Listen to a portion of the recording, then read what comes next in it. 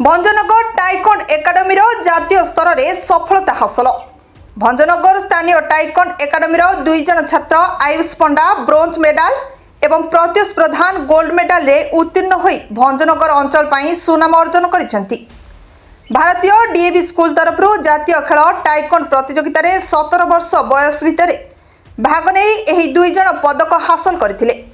सेमाने भंजनगर पहुंची सारिबा परे academy coach Prankrishna Gaur समेत एकाडेमी छात्र छात्री एवं अभिभावक माने संबोधित करथिले। परे बाजा और बाण सहित दुई जन को शहर परिक्रमा करा जायथिला। प्रकाश थाउ कि उक्त एकाडेमी रे 100 रु ऊर्ध्व छात्र छात्री शिक्षा नहीं थांती।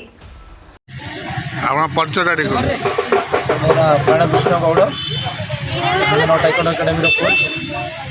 आज कौन कार्यक्रम थिला सब? आज कार्यक्रम थिला हमर पिला माने DAV all India national game रे पार्टिसिपेट करथिले।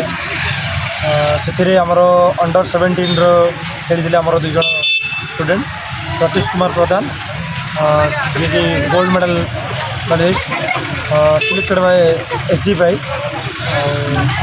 जन हेले कि आयुष कुमार पंडा सी अंडर 17 खेलिथिले ब्रोंज मेडल पदक जितिले।